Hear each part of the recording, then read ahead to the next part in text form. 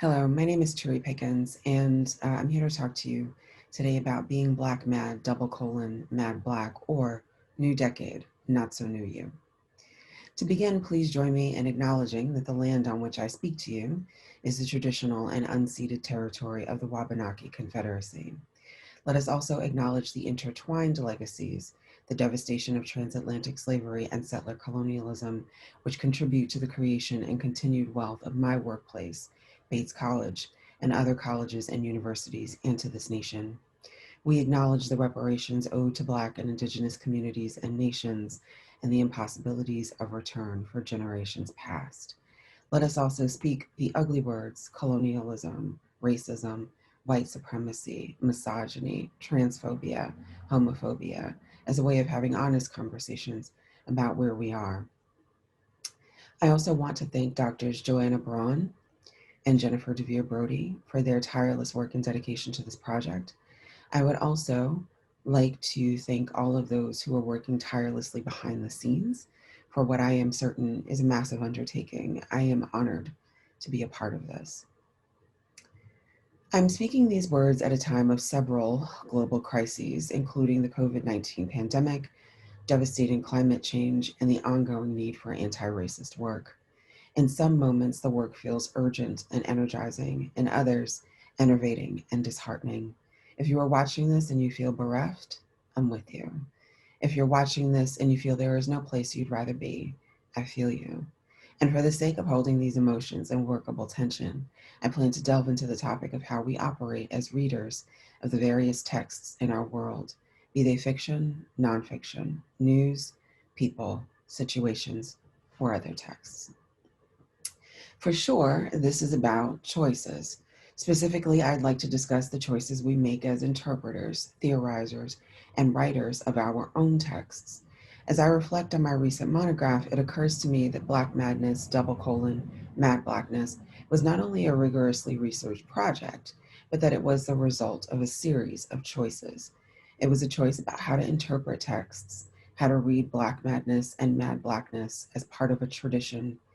Though this presentation comes from the discipline of English, you'll note that I am not only talking about the interpretation of the novel at hand, but rather the way we understand stories and storytelling. This is not just about reading words on a page, but how we read our environments and how we act as a result of those interpretations.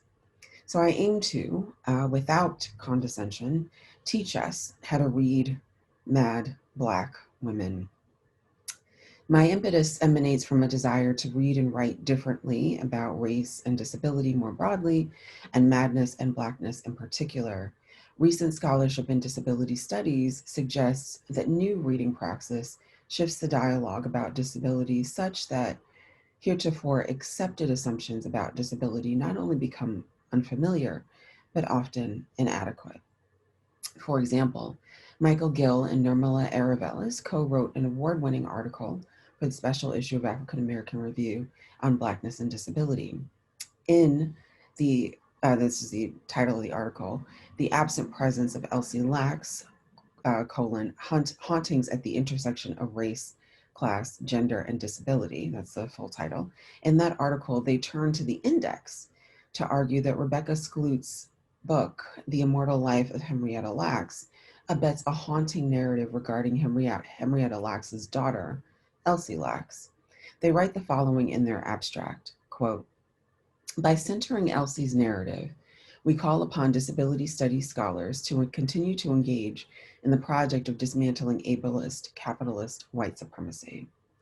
I would add that by examining the index, their scholarship forces readers to turn to so-called auxiliary spaces within the text, ones that reveal the narratives upon which the text relies. In the case of Skloot's book, the narrative about Elsie Lacks erases the violence done to her as a prerequisite for understanding the pity-driven, ableist narratives at the crux of Skloot's book. Their nuanced reading strategies permitted their writing about Skloot's book to upturn those ideas. Though I do not borrow from them by reading the index, I work in honor of their apt provocation. And what follows, I take for granted that reading race, gender, and disability, among other social categories, requires more than locating them. I focus on how else we might read them, where to look for them, and how to engage them when intertwined. I turn to the first chapter of Octavia E. Butler's Fledgling, published in 2005. I will perform a close reading of her novel, choosing to artificially parse and then usefully entangle some of the intersections of Blackness, madness, and womanhood.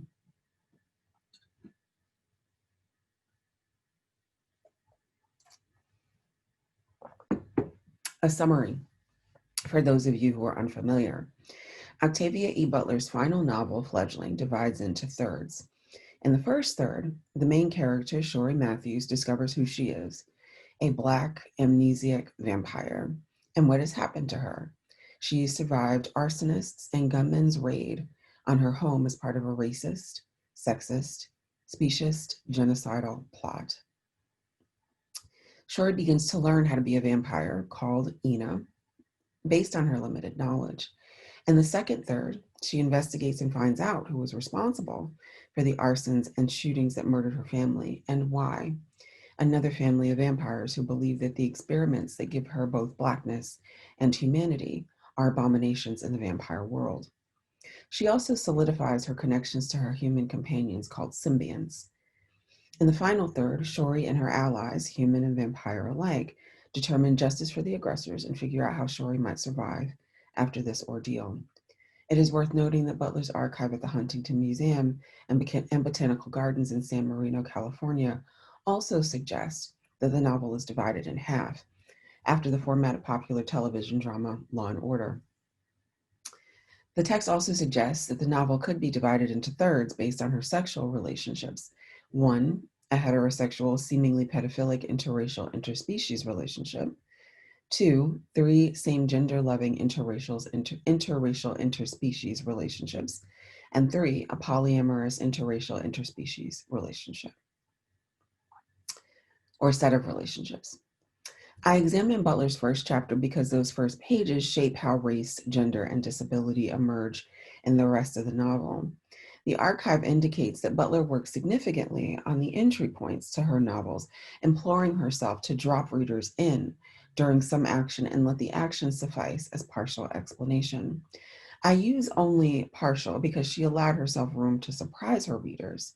This particular technique was especially important for Fledgling because it was a vampire novel, a genre that she critiqued for being, quote, long on explanation, short on plot, end quote. Butler's first chapter follows a person as they awake in their cave after having been burned and shot. The narration details in first-person perspective this person's confusion about their pain, their body, their experience. Very little detail is given about their gender or race. We are only told that their skin is a mottled red-brown, and in the context of them examining their injuries, it isn't clear that this is their skin color or the result of their injuries. From the ellipses and the confusion in the prose, it becomes apparent that the narrator struggles internally to articulate their world. They have to work to remember the details. For instance, they note the unusual nature of their sleeping arrangements. The novel reads, quote, "After a time, I came to understand, to remember, that what I was lying on should have been a bed. I remembered little by little what a bed was," end quote. It is noteworthy that the first mention of bed is in italics, which hints that this vocabulary word not only stands out as new and useful information, but should also be emphasized as part of their understanding of themselves. Their hunger and urges for survival overwhelm their senses, and when food comes to them, they eagerly devour it, not knowing that it was/is a person. They painstakingly chronicle their hunger and their helplessness. Quote, "I waited. I knew I couldn't chase it, but if it came close enough, I might really be able to get my hands on it. After what seemed a long time, it found me. It came to me like a tame thing, and I lay almost out of control, trembling and gasping and thinking only, food," end quote. It is not until the second chapter that we understand that they are female. The text suggests this based on the name given by the male stranger, Renee. For those familiar with French orthography, the double E indicates female gender, i.e. fiancé versus fiancé or divorcee versus divorcee. For those not familiar, the interaction between the pair in the third chapter makes it abundantly clear, since the male companion laments her lack of breasts and also asks, quote, "Are you sure you're female," end quote. From the narration in the first chapter, we glean no real information about race or gender. Despite the emphasis on memory loss, we are not yet quite clear that this person has amnesia. That is, we know why, or we know rather, that they have been injured and cannot remember some portions of their life, but their lack of interaction with other characters does not make the social aspects of their memory loss clear. In other words, it is obvious that they have an impairment. Disability has yet to emerge. Just as an aside, we make a distinction between impairment and disability. Impairment is what's happening to the body-mind. Disability is how the goings-on of the body-mind makes sense in the world. For instance, a wheelchair user has an impairment. It isn't until they encounter stairs that they have a disability. A student or faculty member may have the impairment, dyslexia. It isn't until they encounter a classroom that is not universally designed that they have a disability. In thinking about how to read and write about Mad Black women, one must consider that these categories, race, gender, disability, they carry with them assumptions and consequences that organize a text. Said organization tends to challenge the ideology of ability and the presumption of whiteness and maleness that shapes the novel as a genre very broadly, and the science fiction novel in particular. I keep with Christina Sharpe's description of novels as monstrous intimacies in her book of the same name. Specifically, novels are objects that discipline readers and inculcate them into the traditions of which they are a part. Typically, that tradition sallies forth from an ideological space that refuses Mad Black women. In reading the first chapter of Fledgling, I find that where Blackness, womanhood, and madness appear, they shift the terrain of the story itself, the act of narration, or if you will, the expectations of the novel, and the ideological landscape of the book. I'm going to address each of these in turn. A question for the dilettante reader, and it's a valid question since everyone has to start somewhere, is where is Blackness if it isn't just about skin color? In Fledgling's first chapter, the sole hint of skin color is not truly detailed and not easily or necessarily clear in stating outright that the character has dark skin. So where is the Blackness in this text? The answer is that the Blackness is in the delay. When the novel delays information about the protagonist's racial identity, the character becomes simultaneously marked and unmarked. They are marked when the skin is labeled reddish-brown, which requires that a reader determine what they can glean from such an identification. They remain unmarked since the text refuses to disclose, though Butler's book covers sometimes function as a fly in that ointment. Blackness, then, appears here as whiteness often does, as absence and interrogative. Often characters' whiteness is assumed. It is made clear in the absence of racial markers. Whiteness also, for those reading in the wake of Toni Morrison's Playing in the Dark, functions as an interrogative about the way whiteness works. As Morrison points out, the Africanist presence in American literature resides in the way whiteness requires Blackness as a constitutive element. Whiteness then forms a set of questions about its own wherefores, assumptions, and repercussions. We recognize it in a text because we've been taught to read these interrogatives as a series of universal questions, eternal inquiries. In Butler's first chapter, silence about the protagonist's skin color, even with the hint that it might be reddish-brown, requires that a reader immediately sort through one's assumptions about the character's racial identity. What does one assume or expect of one's protagonists? Is whiteness the default, and why? For those who are familiar with Octavia Butler's work, this may not be a surprise, even though she does not exclusively write about Black characters. Some have come to expect the delay as part of her writing, which does not make the silence about race any less provocative. Even if one suspects that the character is Black, one still has to wait for the reveal. By whom, for what purpose, and with what intention, and to what end? This allows the context of the text to ask what race does, rather than assume Blackness as a mere description of embodiment. The reveal becomes a different kind of interrogative. Rather than assume universality for writer or reader, this delay requests that the reader ask themselves questions about what they bring to the text.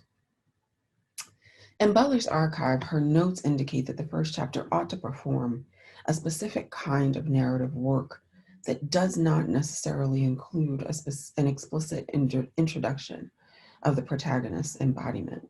Instead, Butler writes that the story ought to begin with action, and the details of embodiment and backstory can be filled in later. This strategy is not just about capturing the minds of the audience, a generic hook, if you will, but it is about the impetus to upturn how we think about the social positions of the characters. For Butler, the story always comes first, and the social positioning functions as part of a low-level pressure within the narrative. Her focus, as she understands it, is not simply to write about, for instance, Black characters' Blacknesses. Her focus is on the characters' multiple ordeals as shaped and influenced by Blackness. As she wrote to a contributor for a never-published anthology, quote, "Too many of the stories we've gone through are stories of racism rather than stories about Black people. Of course, racism is a facet of Black life, but it isn't the whole. Our emphasis is on people." The next question is, where is the madness? Within a normative framework, readers discover madness in a text because a usually peripheral character is labeled as such by other characters.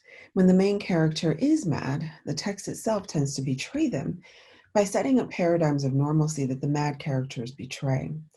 Each of these paradigms suggests madness as generating a permanent outsider status and as not having a trustworthy subject position. While there are reading strategies that work to expose such paradigms as ableist and sanist, I offer a strategy that assumes madness as a viable subject position and one which offers a set of creative possibilities. Fledgling's protagonist is slow to identify objects, must contextualize them, and spends time analyzing common occurrences like rain, nudity, hunger, or walking. These gaps, fissures, silences suggest the arduousness of her cognitive processing. They appear in the text for clarity, i.e., I was hungry, dash, starving, exclamation point, dash, and I was in pain, end quote. Ellipses, i.e., in two places my head felt crusty and lumpy and ... almost soft, end quote. And changes in font, i.e., what I was lying on should have been a bed, where bed is in italics. This should not be dismissed as merely stylistic. Instead, as our colleagues in rhetoric remind us, instantiations of cognition and neuroatypicality tend to surface most ardently in our language use and linguistic structures. Butler's work is no exception. Here, the text, literally, its very appearance on the page, disrupts the expectations of a first-person narrator. That is, that person is supposed to provide access to their own interiority and sense of events from their sure-footed perspective. Please note the recourse to a metaphor drawing on an able-bodied mind. However, this narrator's language evinces a skepticism about their own cognition. This is not that unreliable narrator who cannot be trusted. This is a narrator who refuses to or cannot trust themselves. Just so it's clear, this refusal surfaces in the syntax and the context of the novel, as well as the text appearance on the page. The narrator asks themselves questions that indicate their skepticism about their body and point of view, i.e., was it so dark then? Or what if I were blind? ? The narrator also tends towards short declarative sentences and lists, later drifting into sentences with adjectival phrases and later drifting into sentences with adjectival phrases that demonstrate the sequence of events or the passage of time. Much of the character's observations revolve around sensorial experience and emotion. Later, they speculate about conceptual issues like housing and custom. The difference between an untrustworthy narrator and one who does not trust themselves is this. The first assumes neurotypicality and cognitive processing in line with common notions of rational linear thinking and allows for cognitive processing to be influenced by emotion and affect. The second resides in the possibility of neuroatypicality and allows for its representation alongside emotion or affect. It also allows that neuroatypicality carries a logic all its own. The third question, and I want you to be clear that I'm not saying last question. The third question is about gender. As with race and madness, analysis requires more than finding the mere mention of biological sex or cues about gender, like names, actions, or other markers. In point of fact, this first chapter does not mention any of the typical cues that alert a reader to gender. One might believe the first explicit mention of the protagonist's gender occurs in chapter 2, when the passing motorist offers her a ride in a new name, Renee. Again, for those familiar with French orthography, the double E makes that clear. It can also be that the first explicit mention of sex occurs in chapter 3, when the motorist asks after pitying her lack of breasts, "Are you sure you're female?" To my mind, the hint regarding how we ought to read gender occurs within the narrative of chapter 1. Specifically, Butler invokes and toys with the first chapters of Genesis. In the first chapters of the Genesis text, Eve finds out who she is, sates her hunger, and slakes her lust of the eye with forbidden fruit, and discovers her nakedness. In Fledgling, the repercussions of all three actions are not as clearly delineated or fulfilled, but they occur in very much the same order. The protagonist searches for who they are, eats, and discovers their nakedness. Unlike Eve, Butler's protagonist is not told who they are or what they've been created for, but they do discover that their identity is tied to their injuries. That is, their purpose is determined by their discovery of their injuries, embodiment as a fact, and specifically the fact of pain. To be fair, readers only later learn that the protagonist sates their hunger with a person, chapter 4 to be exact.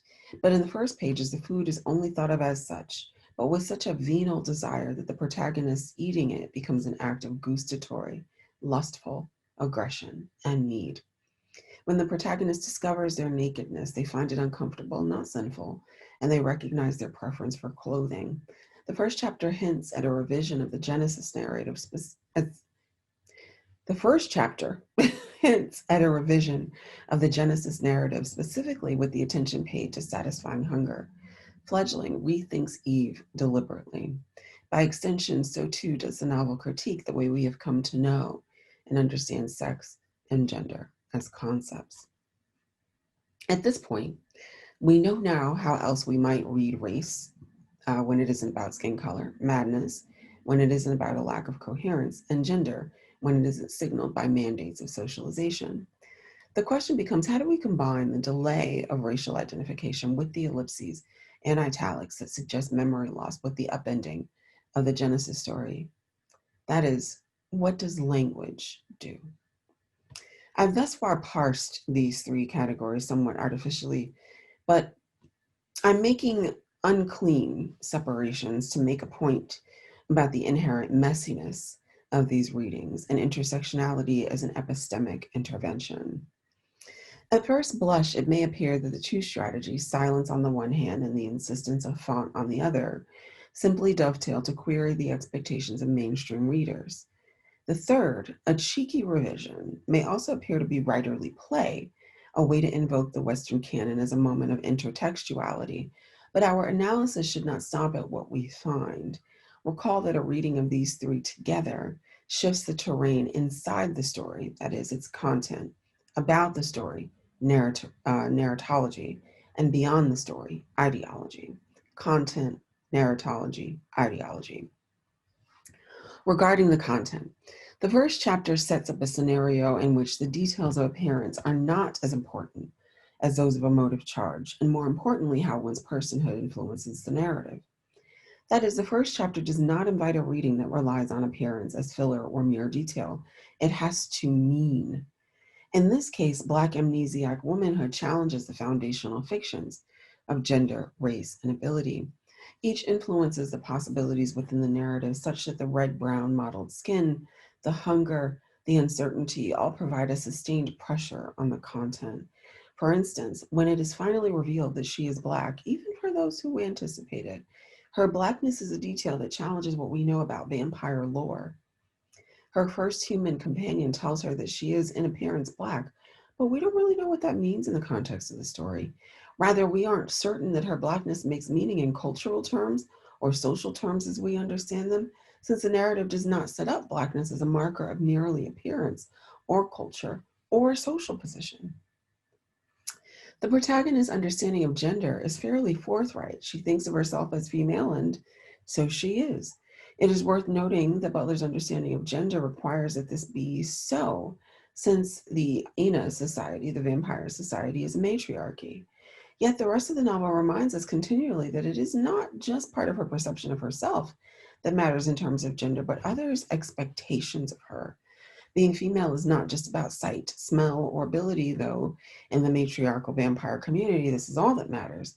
It is also about responsibility. The revision of Genesis then allows the novel to upturn patriarchy itself. When combined with amnesia, the novel permits a reading, especially since it is told in first person, that foments a challenge to how we know what we know about social categories. Moreover, the amnesia allows us to question the information we receive about the protagonist, about social categories writ large, sorting through what is learned behavior versus biological imperative. And thinking about what the novel does qua novel, the narratology shifts when we read race, gender, and ability alongside each other. The novel as a form has all its hallmark, the novel as a form has as its hallmark a particular coherence. One could say it assumes a particular soundness of mind and class position to function as a coherent whole. Here, Christina Sharp's, quote, monstrous intimacy, unquote, does its work to use the novel to discipline others into their proper places and reveal our Western episteme to ourselves. Thinking about the novel as a classed object, you have to think about it as something that requires that you have time to read it. So it is also a disciplinary measure in that way as well. So here the question becomes, what do we do with a novel that narratologically disrupts at least three of the main characteristics upon which the form relies: race, gender, and ability? What does it teach, and who does it discipline? Shifting the locus of the story to the unknown, relying on race to do something other than signify difference, challenging the gendered understanding of satisfaction, all of these reconfigure the mainstays of the novel, which tend to focus, at least initially, on grounding a reader in an individual identity that assumes white, abled masculinity as its aspiration. For those who would pin this upturn on the genre of science fiction, I would add a word of caution. Science fiction texts, while speculative, do not necessarily, let me try that again. Science fiction texts, while speculative, do not necessarily reinvent the wheel when it comes to difference. The difference between Butler's texts and those of her contemporaries, and even her predecessors, is that her novel, and even those who come after her, quite frankly, is that her novels require that we retool how we think about how difference interacts. In Fledgling in particular, Blackness isn't just about appearance, and it doesn't come to be proxy for culture. It is a genetic experiment. But Blackness shows up in the storytelling about amnesia. The delay of the reveal fits neatly into Black feminist traditions in the novel, pedagogical enterprises that reveal how much the Western episteme comes to rely on Blackness to be its default other, teaching us how not to assume Fanonian facts of Blackness, not in evidence. Ideologically speaking, this reading of a mad Black woman requires that we question the notion of time. In the first chapter, the protagonist is focused on time, what time it is, how much time has elapsed, what time does, how time moves. The focus is pragmatic, in part because it moves the narrative along, but it also, in line with the novel being pedagogic, teaches us about how time works. Yet it is linear progressive, but it is also, yes, it is linear progressive, but it is also epiphenomenal.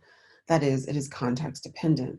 Specifically, it is not that Blackness and madness disrupt the protagonist's sense of time, but rather that her understanding of time is determined by how her amnesia foments delays in thinking, reasoning, remembering, or acting, or how her Blackness is a function of when she is, not what she is.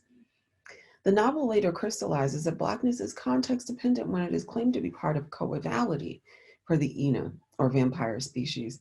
That is, she pulls them backward in time, or she pushes them forward, depending on whether one finds her melanin valuable. By unsettling the trustworthiness of linear progressive time, Black madness here requires that we not think of time as that which controls epistemology, it no longer tells us how we know what we know. Instead, time is controlled by epistemology. How we know what we know determines how we understand time itself. In other words, time means nothing unless it's wedded to an epistemology. One can understand how this troubles then Western notions of being. The protagonist is not a being in time, and shout out to Heidegger, but rather she is a being of time. Her very self determines how time works. This becomes somewhat unnerving since she seldom controls the narrative. The white vampires do. However, her revision of time and the retooling of Genesis signals this, provides enough tension to warrant another look at what one expects time to do.